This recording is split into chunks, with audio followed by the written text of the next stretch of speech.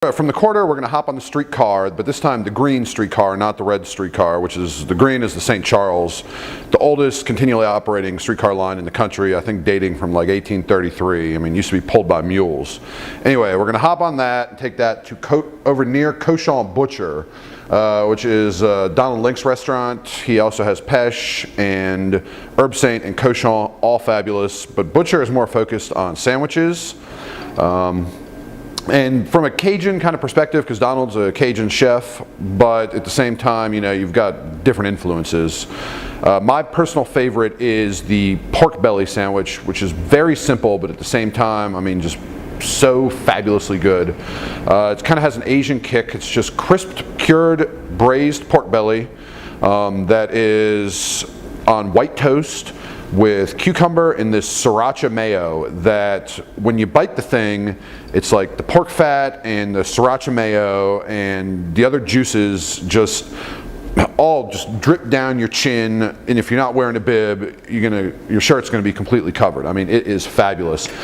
They have a sandwich called Le Pig Mac, not Big Mac, Pig Mac. It's 2 all pork patties, special sauce, lettuce, pickles, cheddar cheese. Fabulous. Their bacon melt and their BLT is one of the best you'll ever have. I mean, it is so smoky, so crispy, but still like the perfect amount of fat. I mean, wonderful. Fry their own chips in house. I think they have the best head cheese in the city. Their pancetta mac and cheese is smack your mama good. It is absolutely delicious. I mean, you really, and I think they're one of the highest rated restaurants in town, even though it's just a sandwich shop. It is wonderful. After we are rolled out of Butcher, as they call it, we'll kind of walk 2 blocks to the World War II Museum, which is one of my favorite spots in town.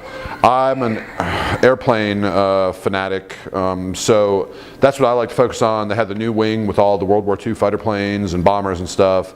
I love that kind of thing. They do great movies. You know, it's kind of emotionally, it's a little bit emotionally challenging being there. You know, but at the same time, it's the #1 tourist attraction in town for a reason. So you could easily spend 3 to 4. I mean, you could spend a whole day there, but you know, spend 3 to 4 hours. You know, kind of like 5 o'clock. If you want to, if you're not still stuffed from lunch, you can go to American Sector, which has a great happy hour, dollar bites and good cheap drinks too. So, you know, kind of a little snack. Get something delicious there, but you know, you might still be stuffed from lunch. At that point, walk over to the streetcar again and take it to the Garden District, Lower Garden District, which I think has some of the most beautiful homes in the country. I mean, the architecture is just, I mean, for me, not being from here, still every day I would drive around with my jaw dropped, because I mean, these houses are so beautiful, you know, back from you know, not colonial times, but you know, 1850s and on. I mean, you go up St. Charles and it's mansion after mansion after mansion after mansion, and just getting them out, strolling around. The cemeteries here are so unique with the you know, the nobody being buried beneath the ground, everybody's above ground, is pretty remarkable. Yeah, I mean, just kind of, you know, walk up Britannia, walk up St. Charles, stroll down the numbered streets, so like 1st, 2nd, you know, on. Anne Rice used to own a home there, I mean, and it's featured prominently in some of her books, that neighborhood. And it's just beautiful. You know, we love it. At that point, we go back to the streetcar line, take it up St. Charles, past Audubon Park, past Tulane, past Loyola. More mansions. I mean, past Audubon Place, which is one of the grandest streets in the entire country. It's a private road, but you can look down it and see these massive homes. And then you take a streetcar. Obviously, with my friend, I'm going to bring them to my restaurant for dinner. I'm slightly biased, but I think it's one of the best in town. So you take the streetcar to the Riverbend stop, get off, and we'd walk up half a block only to Carrollton Market. And you know, come in, and first of all, my friends would definitely enjoy one of our craft cocktails. Everything's made in-house. We take a lot of pride in what we do. All our juices are squeezed fresh. We make our own bitters. We make our own syrups. I mean, everything, soup to nuts, is done in-house. And the same is true of the food.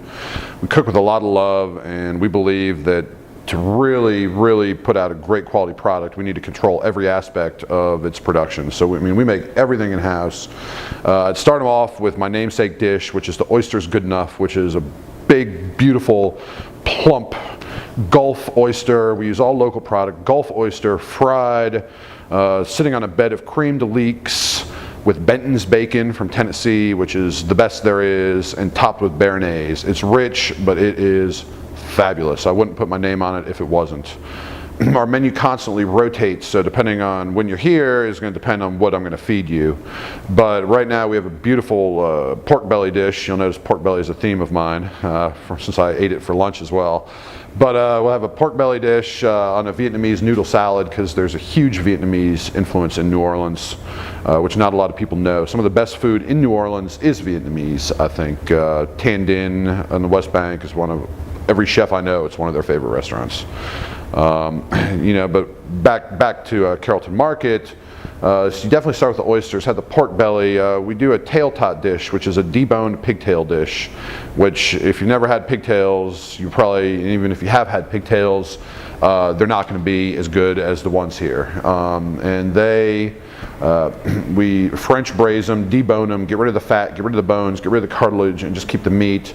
We tube that up into little discs, slice them down, bread them, deep fry them, and with a Creole mustard jus and pickled peppers. It's like a very high-end take on a lowbrow Cajun kind of thing. We do snapper dish, Gulf snapper dish. We always have snapper on our menu. It's beautiful. We're always going to have Gulf shrimp on our menu in some way. The bounty of Louisiana and this part of the country, from a chef's perspective, is just remarkable. The seafood we get and the quality of the produce, and we have rice made right down the way, and soy. I mean, it's just something really special. We finish up here. We have a whole line of Amaros. I would probably finish a friend up with a tasting of Amaros, a horizontal tasting of Amaro, Amaro's a kind of digestivo. From generally Italy. We make our own cellos here. We have limoncello, orangecello, limecello that are all made in-house that we keep on ice. So probably finish with one of those.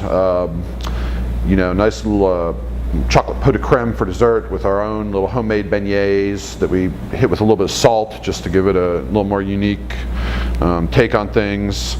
And then at that point, we kind of once again roll out the door of the restaurant. But if you come in New Orleans, you're coming to eat. I mean, because this is the best dining town in America.